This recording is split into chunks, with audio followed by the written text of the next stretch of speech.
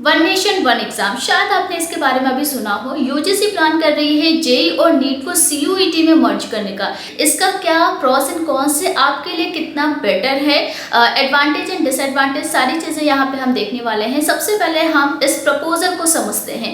अब यूजीसी के जो चेयरमैन हैं वो चाहते हैं कि सीयूईटी में ही engineering and medical entrance exam को इंटीग्रेट कर दिया जाए। जिससे होगा क्या, अगर स्टूडेंट इंजीनियरिंग में जाना चाहता है तो वो पीसीएम, उसके जो पीसीएम के मार्क्स है उसको यूज़ किया जाएगा as a ranking list. And अगर कोई मेडिकल में जाता है तो सिमिलरली पीसीबी के जो मार्क्स होंगे उसको यूज़ किया जाएगा रैंकिंग लिस्ट के लिए। और जो लोग इनमें से किसी में भी नहीं जाना चाहते, they will still have the opportunity to join other different exams with the same marks.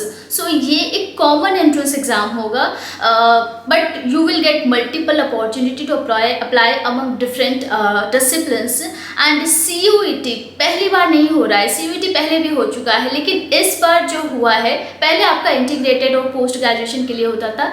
इस बार 44 central universities and deemed private universities, state universities ने भी पार्टिसिपेट किया है। एंड यूजी लेवल पे फॉर द फर्स्ट टाइम इस exam को conduct कराया गया है। और यहाँ पे मल्टीपल चॉइसेस है आपके पास, so many choices you have.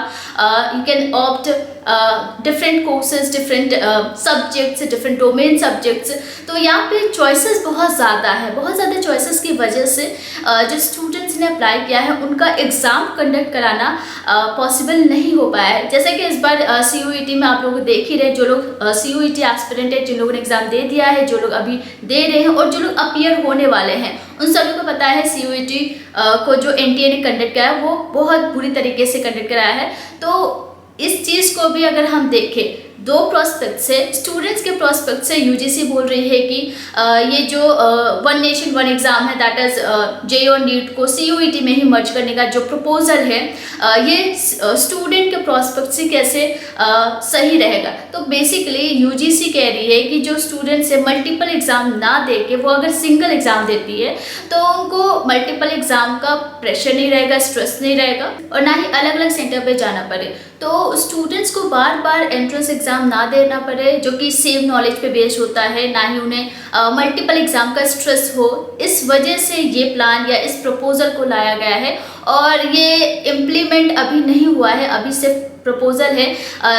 जब इम्प्लीमेंट होगा तब आपको क्लियर होगा। लेकिन अभी मैं आप लोगों से जानना चाहती हूँ, क्या ये जो प्रपोजल है आप लोग की तरफ से कितना सही है, या आप लोग इनमें क्या इम्प्रूवमेंट चाहते हो। तो अब एक चीज़ और है यहाँ पे, ये जो प्रपोजल है मेरे हिसाब से लगता है कि मोस्टली एनटीए की वजह से लाया गया है, क्योंकि एनटीए ना ही नीट का एग्ज़ाम करवा पा रही है सही से, ना ही जेई का, ना ही सीयूईटी का। तो इन तीनों का एग्ज़ाम आपने भी देखा है। जेई का एग्ज़ाम हुआ था तब भी टेक्निकल ग्लिचेस हुए थे, नीट के एग्ज़ाम में चीटिंग हुआ, इसके साथ गर्ल्स के साथ मिसबिहेव हुआ।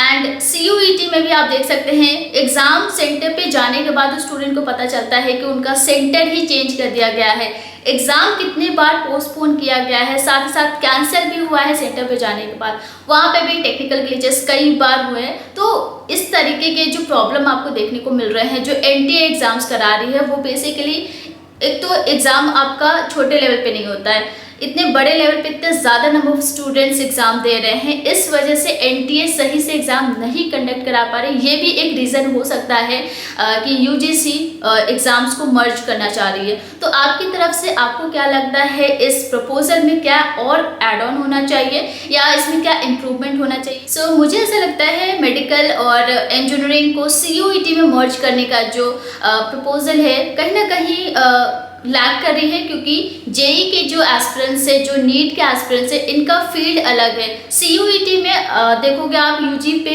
बहुत सारे अलग अलग कोर्सेज है, फिनेंस, बैंकिंग, आर्ट्स, कॉमर्स से स्टूडेंट्स आते हैं, बीबीए, बीएससी, बीकॉम, इस तरीके के कोर्सेज के लिए भी सीयूईटी है। और अगर दूसरी तरफ जेई और नीट की बात करें तो जेई में प्रॉपर इंजीनियरिंग के लिए लोग अपीयर होते हैं और नीट में मेडिकल कोर्सेज के लिए अपीयर होते हैं। लेकिन इन दोनों में ये कॉमन है कि फिजिक्स एंड केमिस्ट्री दोनों में ही सेम रहता है एंड लेवल ऑफ कंपटीशन भी सेम है। तो इस तरीके से यहाँ पे ये हो सकता है कि जेई और नीट को कंबाइन कर दिया जाए, इनको इंटीग्रेट कर दिया जाए, क्योंकि यहाँ पे दो सब्जेक्ट्स कॉमन हैं।